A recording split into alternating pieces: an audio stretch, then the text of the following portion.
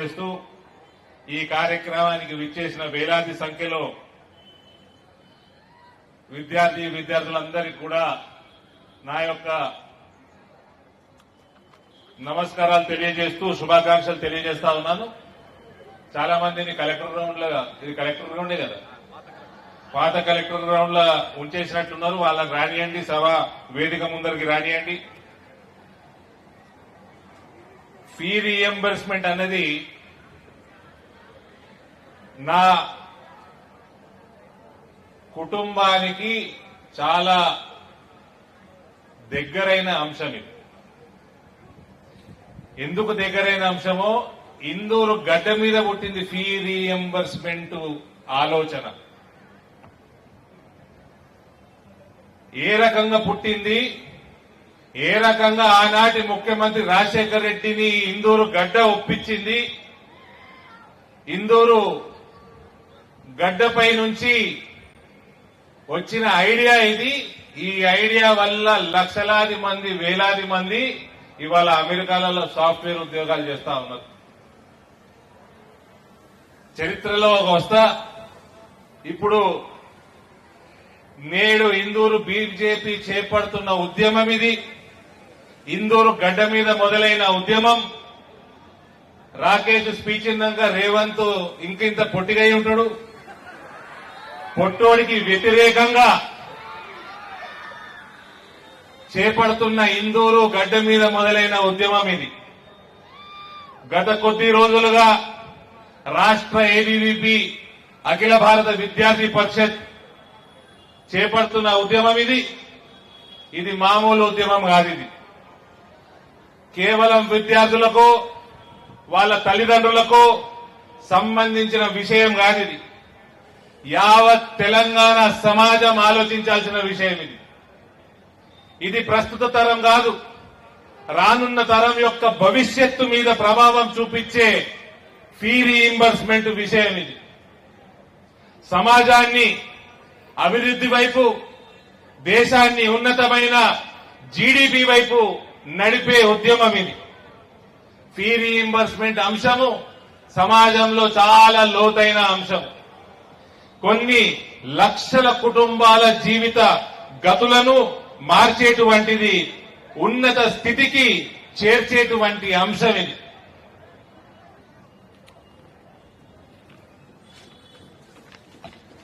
చరిత్రలోకి వెళ్తే దీనికి ఇందూరు గడ్డ మీద ఏ రకంగా ఇందూరు గడ్డకి రుణపడి ఉన్నారో లక్షలాది మంది అమెరికాలో ఉద్యోగాలు చేస్తున్న, ఎంఎన్సీలు నడుపుతున్న సాఫ్ట్వేర్ ఇంజనీర్లు అందరూ ఇక్కడ ఇందూరు గడ్డకి రుణపడి ఉండాలి.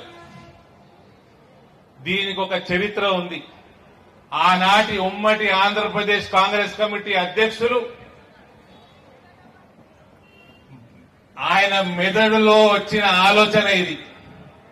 బడుగు బలహీన వర్గాల పిల్లలు ఫీజులు కట్టలేక, ఉన్నత విద్య చదవలేక, జీవితాల్లో మార్పు రాక, అంధకారంలో అభివృద్ధికి దూరంగా నెట్టివేయబడుతున్న రోజులవి. వీళ్లకి ఏ రకంగా అయినా ప్రభుత్వం సహాయం చేయాలి. ఉన్నత విద్య, ఇంజనీరింగ్, టెక్నికల్ ఎడ్యుకేషన్, మెడికల్ కాలేజీలు ఈ రాష్ట్రంలో ఉన్నాయి. కానీ వీటి ఫీజులు కట్టలేని పరిస్థితి లక్షలాది కుటుంబాలకి ఆ రోజు ఆ పరిస్థితి ఉండేది. 2004 ఎన్నికల్లో ప్రభుత్వం వచ్చిన తర్వాత సహాయం అందించాల్సిందే అన్న ఒక దృఢ సంకల్పంతో ఆనాటి పిసిసి అధ్యక్షులు డి శ్రీనివాస్ గారు ఆనాటి కాంగ్రెస్ మేనిఫెస్టోలో చేకూర్చిన విషయం ఇది. కాలేజీలు నిలవాలంటే స్టూడెంట్స్ కావాలి, స్టూడెంట్స్ చదువుకోవాలంటే కాలేజీలు కావాలి, ఉన్నత విద్య, సాంకేతిక విద్య చదవాలంటే వేల రూపాయలు, లక్షల రూపాయల కట్టాల్సిన పరిస్థితుల్లో గరీబోలు ఉండాలి. కట్టలేక ఆనాడు కేవలం బీఏలు, బీకాములు చేసి సరైన ఉద్యోగాలు దొరక్క ఇబ్బందులు పడుతున్న రోజులవి.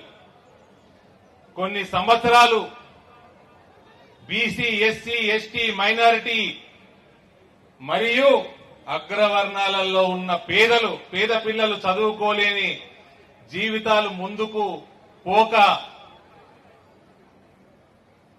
ఇబ్బందులు పడుతున్న రోజులవి. అప్పుడుగా సాఫ్ట్వేర్ ప్రపంచంలో దూసుకుపోతున్న రోజులవి. ఫీ రీఎంబర్స్మెంట్ ప్రోగ్రాము 2004 తర్వాత ఇంప్లిమెంట్ అయినాక ఇంజనీరింగ్ డిగ్రీలు ఇవాళ చేసి వేలాది మంది లక్షలాది మంది తెలుగు యువత ఇవాళ ప్రపంచంలోనే అతిపెద్ద సంస్థలకి మేనేజ్మెంట్ గా దిక్సూచిగా ఉన్నారంటే ఫీ రీయింబర్స్మెంట్ కారణం. ఇది కేవలం BC, SC, ST, minority or అగ్రవర్ణాలలో ఉన్న వెనుకబడ్డ తరగతులకే కాదు, రాష్ట్ర ఆర్థిక వ్యవస్థని మార్చిన స్కీమ్ ఇది. దేశ జీడీపీని పరుగులెత్తించిన స్కీమ్ ఇది.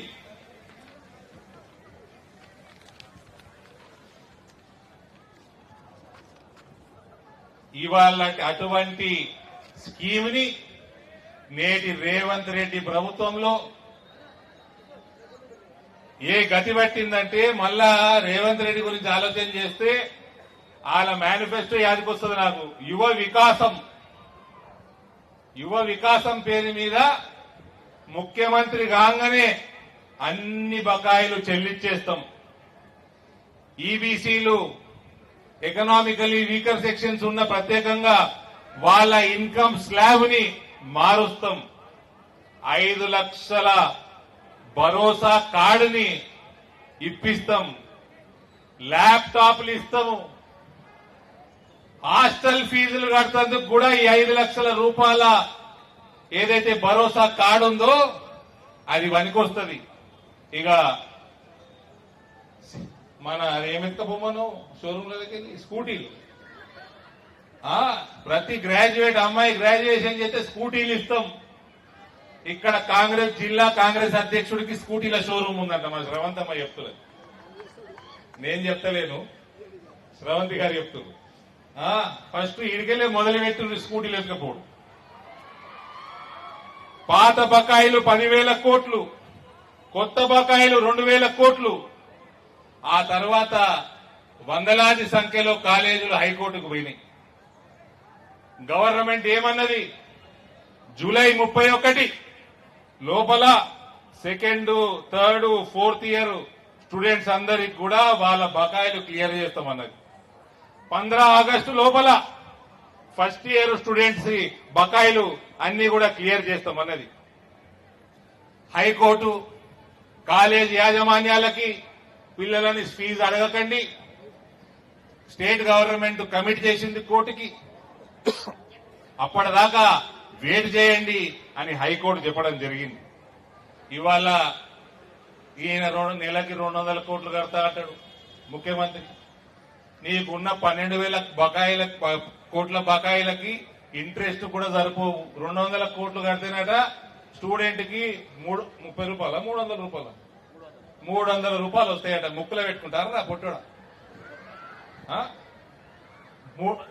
అంటే 200 కోట్లు ఇస్తే ఈయన ఇంట్రెస్ట్ కే సరిపోదు. పొట్టోడు ఎప్పటిదాకా ఉందాం అనుకుంటున్నాడు ముఖ్యమంత్రి. ఇవాళ ఎలక్షన్ పెడితే ఇదే విద్యార్థులందరూ నిన్ను బొందలేసి తొక్కుతారు, నీ పార్టీని. నిన్ను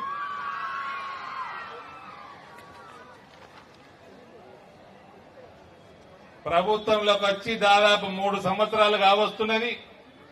ఈ రేవంత్ మెస్సీని పిలిచి ఫుట్బాల్ ఆడినట్టు ఆడుతున్నాడు. ఈ విద్యార్థులతోటి వాళ్ళ జీవితాలతోటి ఫుట్బాల్ ఆడుతున్నాడు. నెలకి 200 కోట్లు ఇస్తా, బిచ్చం వేస్తా, ఏడుకెళ్ళి కడతావు చెప్పాలనా? పుట్టోడా భూమి అమ్మినం ఈ మధ్య, దాని వివరాలే ఇగో ఏడున్నాయి. రాయదుర్గంలో 3 ఎకరాలు అమ్మితే 2,500 కోట్లు వచ్చినాయి. అదే రాయదుర్గంలో మళ్ళా మొన్న మేళ 6.5 ఎకరాలు అమ్మితే 1,500 కోట్లు వచ్చినాయి. రాయదుర్గంలో మళ్ళా మేళ 5 ఎకరాల 10 గుంటలు అమ్మితే 204 కోట్లు వచ్చినాయి. 1,040 కోట్లు వచ్చినాయి. ఎకరం 204 కోట్లకి.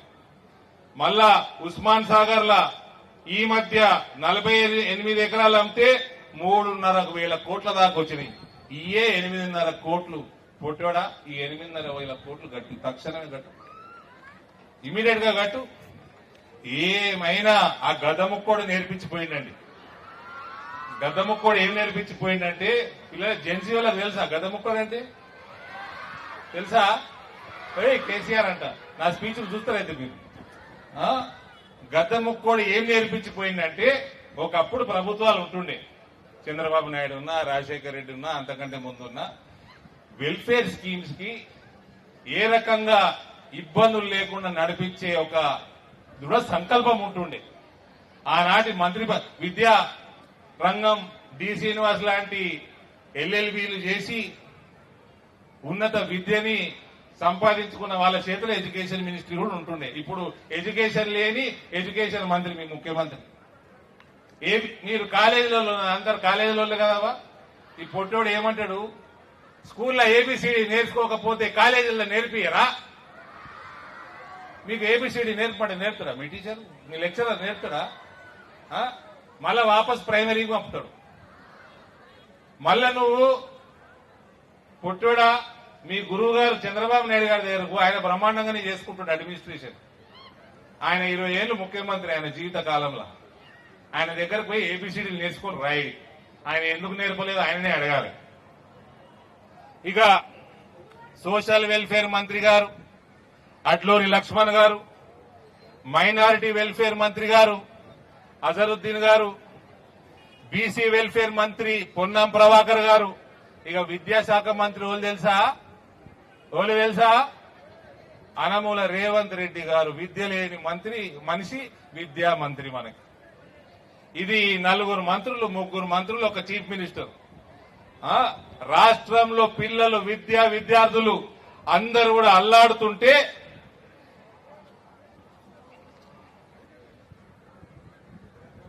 ఫుట్బాల్ ఆడుతా ఉన్నాడు. మనవడికి పూరీలు చేసి పెడతా ఉన్నాడు.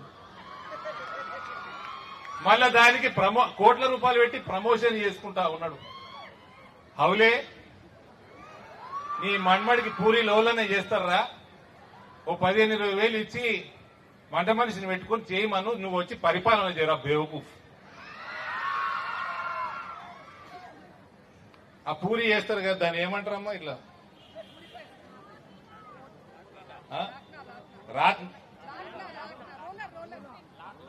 లాట్నా, పూరి రొట్టెలు చేస్తారు చూడు, లాట్నా అట. ఆ లాట్నా అంత ఉంటాడు ముఖ్యమంత్రి. ఈయనకి ఫీ రీయింబర్స్మెంట్, పరిపాలన, దీని మీద చిత్తశుద్ధి శూన్యం. ఎందుకంటే నేను రిక్వెస్ట్ చేస్తా ఉన్నా, కాలేజీల యాజమాన్యాలు ఆల్రెడీ స్టేట్మెంట్ ఇచ్చినాయి. ఫీ రీయింబర్స్మెంట్ 12,000 కోట్లు ఇస్తామని అన్నారంట. 12,000 కోట్లు బకాయిలు చెల్లిస్తే 40% కమిషన్ అడిగిందంట ముఖ్యమంత్రి రేవంత్.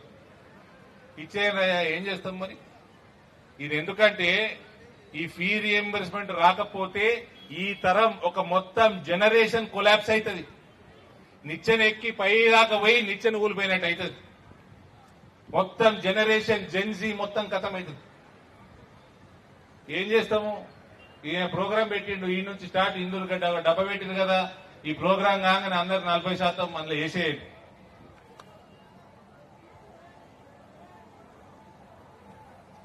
ఈయన ఇచ్చేది కూడా మళ్ళా పూర్తి రీయింబర్స్మెంట్ కాదు. ఎంసెట్ లా 10,000 ర్యాంకు లోపలికి వస్తేనే పూర్తి రీయింబర్స్మెంట్, లేకపోతే 35,000. అది కూడా ఇచ్చే పరిస్థితి లేదు ఈయనకి.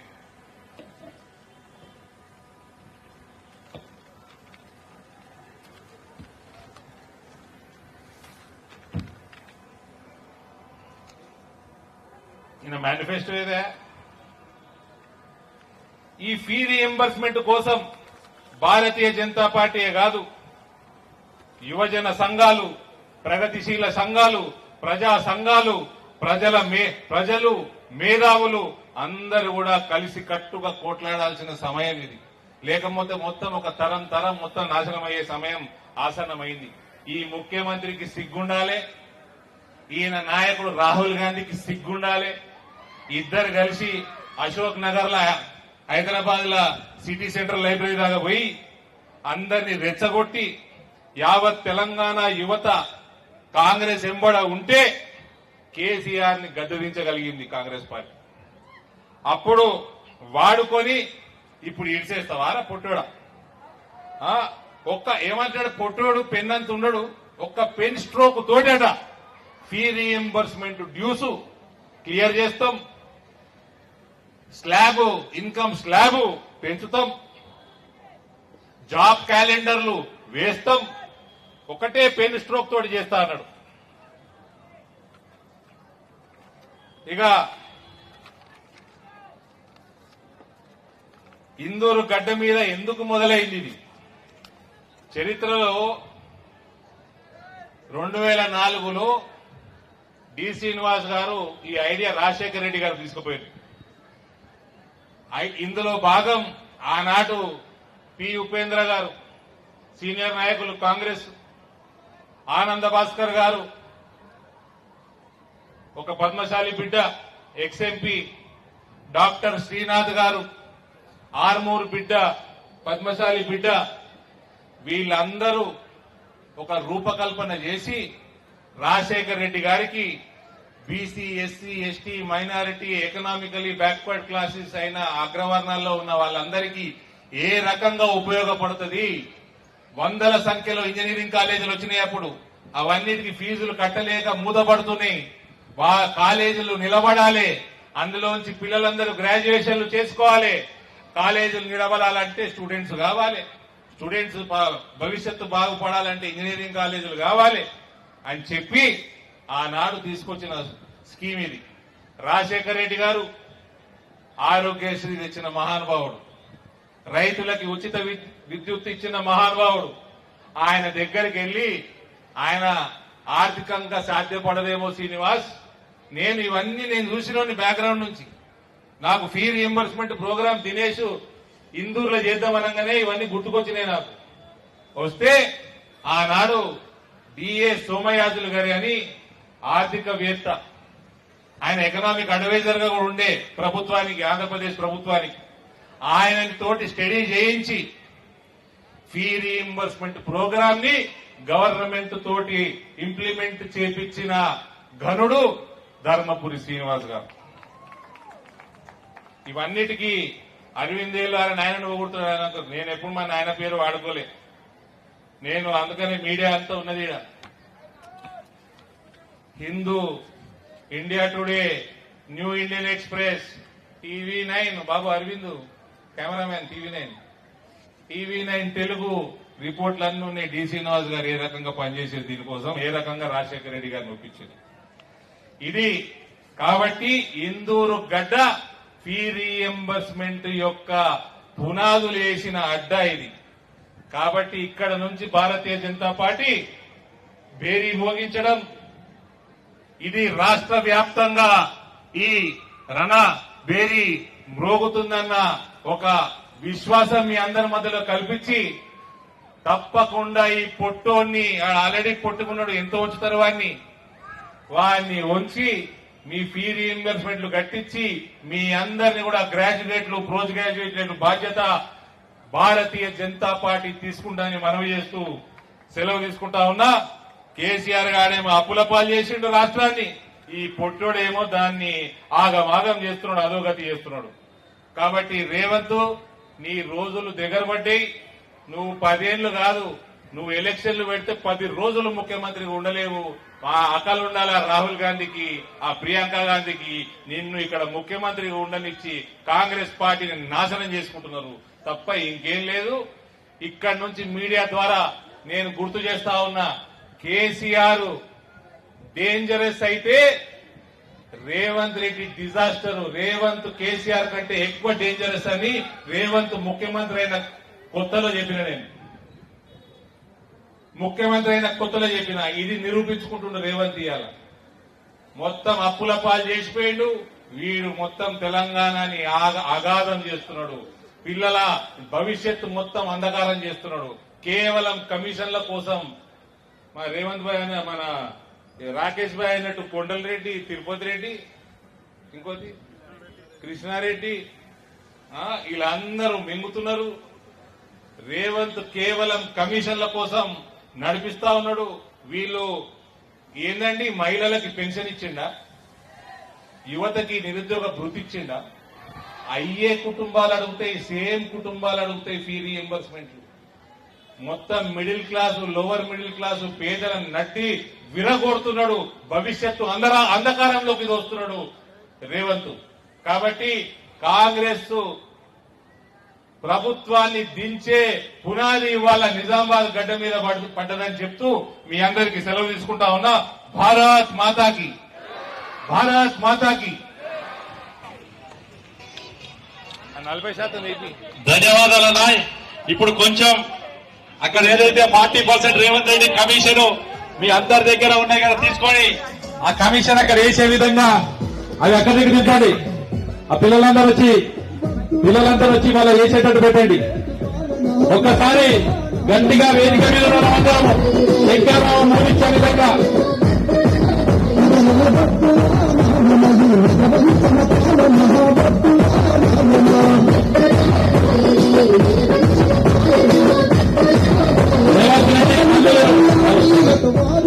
రేవంత్ రెడ్డి కళ్ళు